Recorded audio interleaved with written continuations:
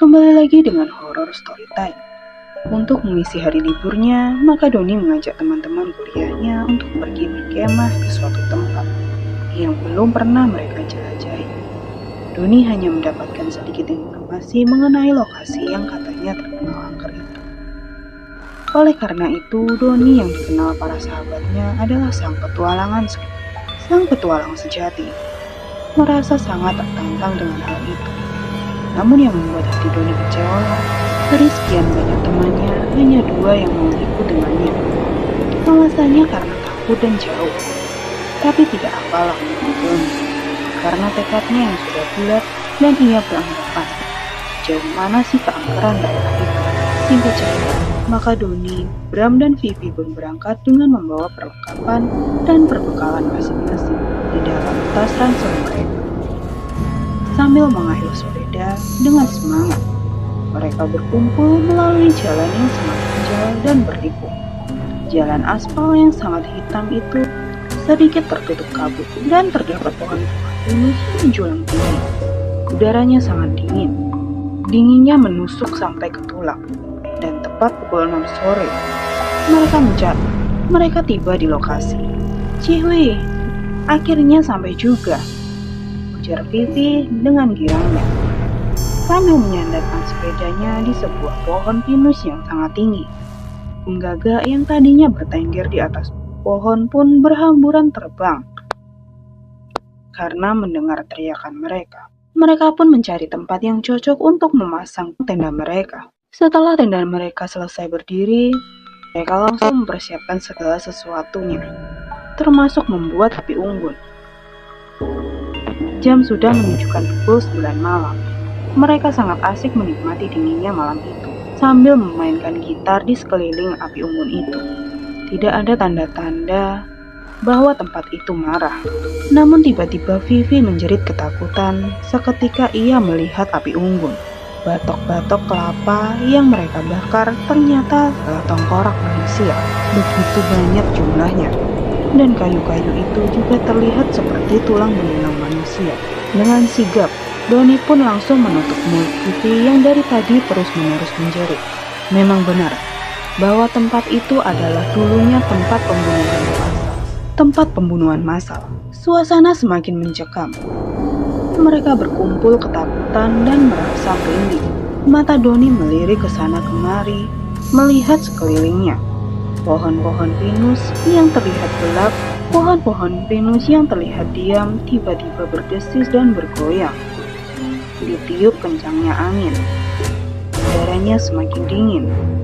Mereka memutuskan untuk menyelesaikan api, lalu masuk ke dalam tenda. Karena mereka merasakan kengerian, Doni pun mematikan lampu yang ada di dalam tenda mereka, sehingga suasana kini menjadi gelap gulita. Angin yang berhembus semakin kencang, sehingga membuat tenda mereka bergoyang-goyang. Vivi semakin ketakutan saja, dan Bram terus berusaha menenangkannya. Ya, tempat ini dulu. Memang benar ya, tempat ini dulunya tempat pembunuhan massal. Tanya Bram berbisik. Aku juga kurang tahu, jawab Doni. Tidak berapa lama, angin berhenti tertiup. Disertai ada hal aneh yang terjadi di luar. Terdengar seperti orang mengobrol satu sama lain. Kira-kira jaraknya tak jauh dari tenda mereka. Dan semakin lama, semakin jelas terdengar. Doni dan Bram memberanikan diri untuk melihat melalui celah-celah tenda mereka. Mata mereka berputar melihat keluar, tapi tidak ada seorang pun yang terlihat di sana. Seketika itu, Doni mencium aroma busuk yang sangat menusuk, dan tiba-tiba pandangannya menjadi gelap, seperti ada yang menghalanginya. Ada orang yang bersandar di dinding tenda mereka. Ia pun menghilangkan wajahnya. Doni melihat ada orang yang menyalakan api dan duduk di sekitarnya. Kira-kira 10 orang jumlahnya. Api itu menampilkan wajah mereka dengan sangat jelas. Sungguh sangat menakutkan, karena wajah itu terlihat hancur, terkelupas, dan banyak dilumuri darah, pucat, dan pandangan yang kosong. Gawat Bram, sepertinya mereka itu arwah-arwah korban yang telah meninggal, kata Doni sambil terus memandangi lewat celah tenda. Doni dan Bram bergerak ke tengah-tengah dan saling memandang. Mereka tidak tahu harus berbuat apa. Mereka melihat tubuh Vivi sudah tertutup selimut, saking ketakutannya. Lalu Doni melihat lagi arwah-arwah itu melalui celah, namun tidak ada lagi. Sementara api tetap menyala. Kemana mereka? Doni semakin takut dan cemas. Ia mengelilingi melihat sekeliling melalui celah-celah yang ada di tenda itu. Tetap arwah-arwah itu tidak terlihat jejaknya. Mereka semakin bingung dan khawatir. Apakah mereka benar-benar sudah pergi? Atau ada sesuatu yang ingin mereka rencanakan? Ternyata benar. Tiba-tiba ada sosok tangan yang terlihat pucat kebiruan masuk melalui bawah tenda dan menarik kaki Vivi yang sedari tadi berada di pojok. Dengan sigap, Bram menarik tubuh Vivi dan dibantu oleh Doni. Vivi menjerit-jerit ketakutan. Tangan itu terlihat sangat kuat dan saling menarik-narik sehingga tubuh Vivi pun terbelah menjadi dua bagian tepat di pinggangnya. Darah segar pun muncrat membasahi dinding dan Vivi pun mati seketika dengan usus dan isi perut. Doni dan Bram pun lesu tercengang melihat jasad Vivi. Seakan ini hanyalah mimpi buruk. Kemudian dari arah luar, ternyata makhluk-makhluk itu memanggang bagian tubuh Vivi hingga gosong.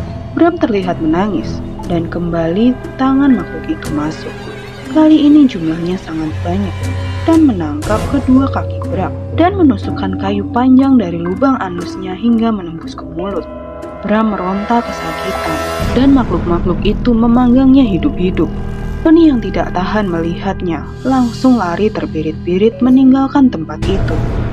Ia mengambil sepeda dan mengayuhnya begitu kuat. Di belakang makhluk itu mengejarnya. Namun akhirnya Doni selamat.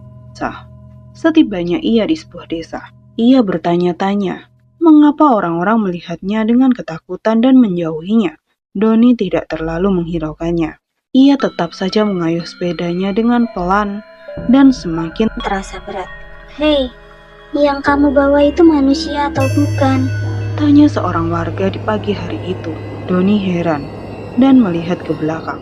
Ia pun melihat dua makhluk yang tak lain adalah arwah Vivi dan Bram sedang duduk di bangku belakang sepedanya sambil melotot marah ke arah Doni.